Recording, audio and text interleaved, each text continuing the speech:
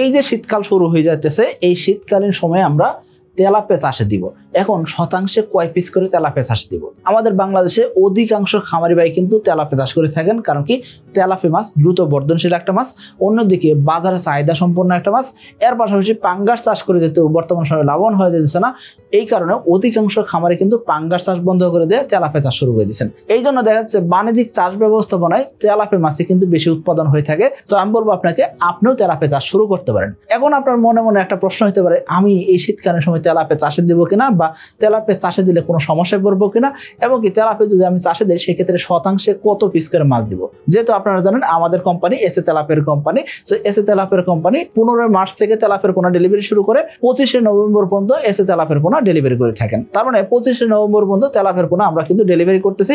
আমাদের খামারি ভাইরা ওই সময় তেলাপিয়ার পোনা সংগ্রহ করতেছেন, সংগ্রহ করে তারা 1 মাস নার্সারি করবেন। নার্সারি করার পরে শীতকালীন সময় তারা কিন্তু তেলাপিয়ার পোনা চাষে দিয়ে ফেলবেন। 2026 সালের এসএ তেলাপিয়া পোনার দাম নির্ধারণ করা হয়েছে প্রতি পিস 1 টাকা 45 পয়সা করে। তবে 2025 সালের নভেম্বর ডিসেম্বরের মধ্যে যদি বুকিং করেন, এসে তেলাপিয়া পোনা প্রতি পিস পাচ্ছেন 1 টাকা 20 পয়সা করে। এখন এই যে আমি তেলাপিয়ার পোনা চাষে দিব, সেক্ষেত্রে কি ঘনত্বে চাষে দিব, এটা কিন্তু একটা বিশাল একটা প্রশ্ন, যে আমি আসলে কিভাবে চাষ করলে আমি লোকসানে পড়বো না। দেখুন, তেলাপিয়া চাষের ক্ষেত্রে দুটো জিনিস খুব ইম্পর্টেন্ট, একটা হলো নার্সারি পুকুর, আর একটা হলো মজুত পুকুর বা লালন পুকুর। অর্থাৎ একটা পুকুর আপনি তেলাপিয়ার পোনা সংগ্রহ করছেন, 28 দিন বয়সে পোনা সংগ্রহ করছেন, এই পোনাটাকে আপনি নার্সারি কমপ্লিট করবেন 1 মাস। 1 মাস নার্সারি করলে মাছগুলো একটা সাইজে আসবে, অর্থাৎ ছোট পোনা ছিল এগুলো একটা বড় সাইজ হবে।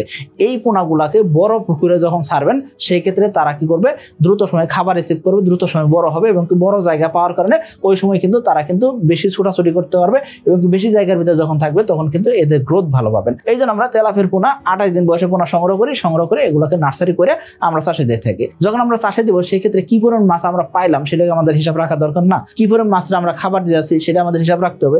এই জন্য কি করা হয়, নার্সারি করাটা খুব জরুরি হয়। তো আমি এই শীতকালীন সময় যদি নার্সারি করতে চাই, সেক্ষেত্রে আমি কি করব, প্রতি শতাংশে মোটামুটি 1500 থেকে 2000 পিস মাছ দিয়ে আমরা নার্সারি করব। অর্থাৎ আপনার যদি 10,000 পিস মাছ দরকার হয়, সেক্ষেত্রে 5% জায়গাতে আপনি নার্সারি করতে পারবেন। তবে আপনি যদি চান, সেক্ষেত্রে 10,000 পিস তেলাপিয়ার পোনা আপনি নার্সারি করবেন 5 থেকে 7% জায়গাতে ইজিলি সম্ভব। তবে আমি বলবো আপনাকে কোনোভাবেই 2%, 3% জায়গাতে আপনি এই 10,000 পিস তেলাপিয়ার পোনা মজুত করবেন না।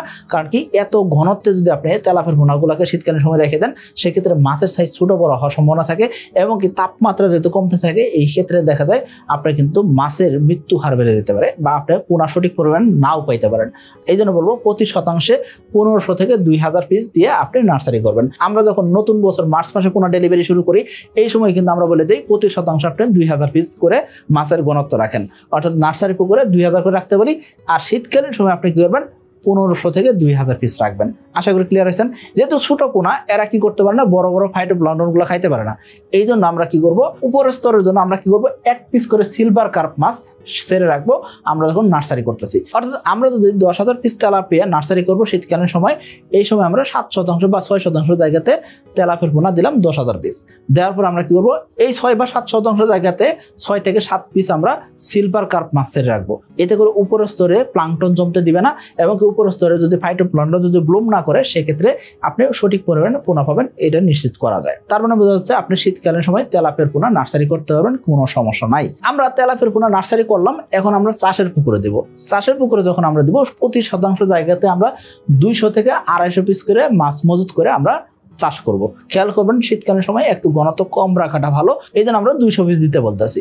অর্থাৎ প্রতি শতাংশ জায়গাতে 200 পিস করে তেলাপিয়া দিলেন, দিয়ে আপনি চাষ করতে পারবেন, কোনো সমস্যা নাই। অবশ্যই চাষে দেওয়ার আগে নার্সারি করাটা খুবই জরুরি, সো আপনি অবশ্যই নার্সারি কমপ্লিট করে নেবেন। এখন এই যে আপনি তেলাপিয়ার পোনা চাষে দিলেন, চাষে দেওয়ার সাথে সাথে আপনি কি করবেন, অন্যান্য সাথী মাছ কিছু দিবেন।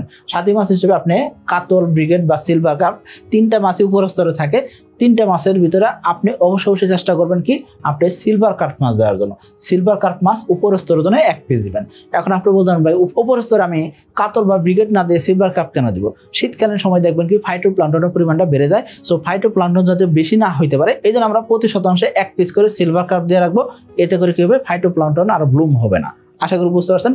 মধ্যম স্তরের জন্য আমরা কি দিব, রুই মাছ দিব 1 পিস। খেয়াল করবেন, আমরা মধ্যম স্তরে মাত্র 1 পিস রুই মাছ এই জন্য দিয়েছি, রুই মাছের মেইন খাবার হলো জুপ্লাঙ্কটন। যেহেতু শীতকালীন সময় জুপ্লাঙ্কটন তৈরি হবে, তো শীতকালীন সময়ে এই জুপ্লাঙ্কটনটা খাওয়ার জন্য আমরা 1 পিস করে রুই মাছ দিলাম। নিচের স্তরে আমরা মৃগেল মাছ এবং কি কমন কার্প দুইটা যে কোনো একটা দিতে পারি, তবে আমি আপনাকে বলবো মৃগেল মাছ দেওয়াটাই সবচেয়ে ভালো হবে। মৃগেল মাছ আপনি শতাংশে 1 পিস করে দিতে পারেন। সো এই যদি গণতে আপনি যদি চাষ করেন সেক্ষেত্রে আপনি শীতকালীন সময় তেলাপিয়া চাষ করতে পারবেন এবং কি তেলাপিয়া চাষে আপনার ভালো একটা ফলাফল আসবে। সো আমি আপনাকে এনশিওর করতেছি আপনি শীতকালীন সময় তেলাপিয়া মাছ নার্সারি করতে পারবেন, চাষও করতে পারবেন। অনেক খামারি ভয় পান যে শীতকালীন সময় আমি তেলাপিয়া চাষে দিব যদি রোগ ব্যাধি হয়। শীতকালীন সময় তেলাপিয়া মাছ খাবারও খায়, অন্যদিকে গ্রোথও আসে, পাশাপাশি তেলাপিয়া মাছের কিন্তু রোগ প্রতিরোধ ক্ষমতাও ভালো। সো আমি বলবো আপনাকে তেলাপিয়া আপনি সারা বছর চাষ করতে পারবেন। আর এই সারা বছর তেলাপিয়া চাষের কথা যদি আসে সেই ক্ষেত্রে 2026 সালের কিন্তু এসে তেলাপিয়ার পোনা বুকিং শুরু হয়ে গেছে। সো আপনারা কিন্তু এখন অফার মূল্যে বুকিং করতে পারেন। 2026 সালের 15 মার্চ থেকে আমরা এসে তেলাপিয়ার পোনা ডেলিভারি শুরু করব। সো আমাদের বুকিং প্রসেস যেহেতু শুরু হয়ে গেছে, সো আপনি এখন থেকে বুকিং করতে পারেন। আর বুকিং করলে সেই ক্ষেত্রে প্রতি পিস পোনাতে পাচ্ছেন 25 পয়সা ছাড়। আমি বলবো আপনাকে নভেম্বর এবং ডিসেম্বরের ভিতরে যদি আপনি বুকিং করেন সেই ক্ষেত্রে কিন্তু প্রতি পিস পোনাতে পাচ্ছেন 25 পয়সা করে ছাড়। আপনি এই ভিডিওটি নভেম্বর বা ডিসেম্বর মাসে না দেখে যদি জানুয়ারি মাসে বা ফেব্রুয়ারি মাসে দেখেন বা মার্চ মাসে দেখেন সেক্ষেত্রে কি হবে, সেক্ষেত্রে কিন্তু এই যে 25 পয়সা ছাড়টা হয়তো না পাইতে পারেন, কিন্তু বুকিং আপনি করতে পারবেন। আপনার যদি এসে তেলাপিয়ার পোনা লাগে সেক্ষেত্রে অবশ্যই স্ক্রিনে যে নাম্বার দেওয়া আছে সেই নাম্বারগুলোতে কল দিয়ে কোম্পানির সাথে যোগাযোগ করে আপনি এসে তেলাপিয়ার পোনা সংগ্রহ করতে পারেন। সকলে ভালো থাকবেন, সুস্থ থাকবেন। আসসালামু আলাইকুম।